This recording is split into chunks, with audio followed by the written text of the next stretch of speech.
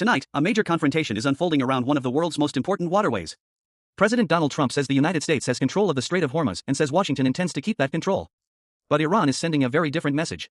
Tehran says the strait will not simply reopen on American terms. And now, the biggest question is no longer just what happens in the Middle East. The question is, how far is Washington prepared to go? Stay with us, because the next few days could be critical. What Trump said. President Trump has dramatically escalated his rhetoric over the Strait of Hormuz. According to reports published today, Trump said the United States has total control of the strategic waterway and indicated that Washington could maintain that control. The statement immediately drew international attention. Why? Because the Strait of Hormuz is not an ordinary shipping route. It connects the Persian Gulf with the Gulf of Oman and the Arabian Sea, making it one of the most strategically important maritime passages in the world. Any prolonged disruption can affect energy markets, shipping costs, and economies far beyond the Middle East. And that is exactly why the confrontation between Washington and Tehran is being watched so closely. Iran's response. Iran, however, is not accepting Washington's position. Recent reporting says Iranian officials continue to insist that the reopening of the strait depends on conditions being addressed. Iran and the United States have also been involved in efforts to find a diplomatic arrangement, but major disagreements remain. That creates an unusual situation. On one side, Washington is projecting military and political pressure. On the other, Tehran is trying to maintain leverage over one of the world's most important strategic waterways. Neither side appears ready to simply give up its position. And that is what makes the current situation so unpredictable. Why Hormuz matters. So why does everyone care so much about this narrow waterway? Because what happens around Hormuz doesn't stay around Hormuz. Energy markets watch the region closely. Shipping companies watch it. Asian and European economies watch it. And American consumers can eventually feel the effects through energy and transportation costs. A prolonged disruption could increase uncertainty in global markets. That means every statement from Washington and Tehran is being analyzed not only by diplomats, but also by businesses and financial markets. The stakes are therefore much larger than a dispute between two governments. This is about international trade, energy security, and freedom of navigation. The diplomatic track. But there is another side to this story. Despite the aggressive public statements, diplomatic efforts have not completely disappeared. Recent reports indicate that discussions surrounding a possible arrangement are continuing, although Iran says there has been no major progress toward reviving an interim agreement. That means the situation is currently moving along two tracks. The first is pressure. The second is negotiation. And those two tracks can sometimes move in opposite directions. One day, officials may sound optimistic. The next day, the rhetoric becomes dramatically more confrontational. For the White House, the challenge is finding a way to maintain pressure without allowing the crisis to spiral beyond diplomatic control. For Iran, the challenge is maintaining leverage while avoiding an outcome that could create even greater economic and political pressure. The big question for America. For Americans watching this story, there is one obvious question. What does this mean for the United States?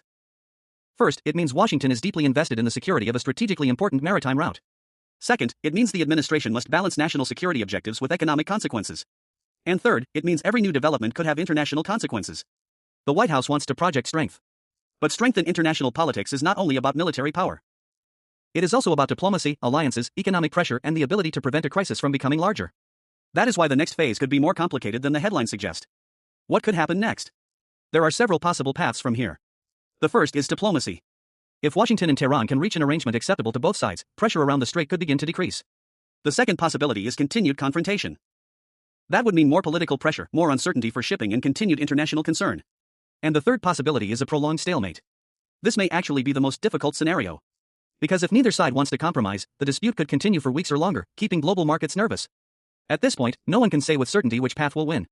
But one thing is clear. The Strait of Hormuz has become one of the central pressure points in the U.S.-Iran confrontation. Why this is a global story? This is also not simply an American story.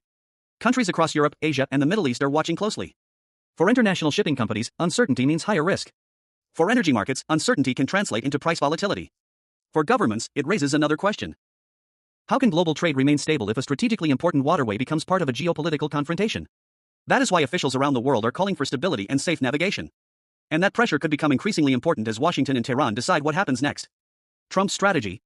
President Trump's strategy appears to rely heavily on pressure. The administration wants Iran to understand that Washington is prepared to maintain a strong position. But pressure has limits. If the pressure becomes too intense, diplomacy can become more difficult. If the pressure is reduced too quickly, Washington could be accused of giving away leverage. That creates a difficult calculation for the White House. Trump must decide how much pressure is enough and how much could create a larger crisis. Meanwhile, Tehran faces its own calculation. Backing down could reduce immediate pressure, but it could also weaken Iran's negotiating position. Standing firm could preserve leverage, but it could prolong the confrontation. So what should viewers watch in the coming days? First, any new statement from President Trump. Second, Iran's official response regarding the Strait of Hormuz. Third, signs of progress or failure in diplomatic discussions. Fourth, developments involving commercial shipping. And finally, watch the international energy markets. These indicators could tell us whether the situation is moving toward de-escalation or another escalation. Right now, the situation remains fluid. And that means dramatic headlines should be treated carefully until they are independently confirmed. The bottom line is this. President Trump says the United States is in control of the Strait of Hormuz. Iran says the future of the waterway depends on conditions Washington may not be willing to accept. And behind those competing positions is a much bigger struggle over security, diplomacy, trade and regional power. The coming days could determine whether this confrontation moves toward a deal or becomes an even larger international crisis. For more breaking US and world news, stay tuned. This is where the story stands right now.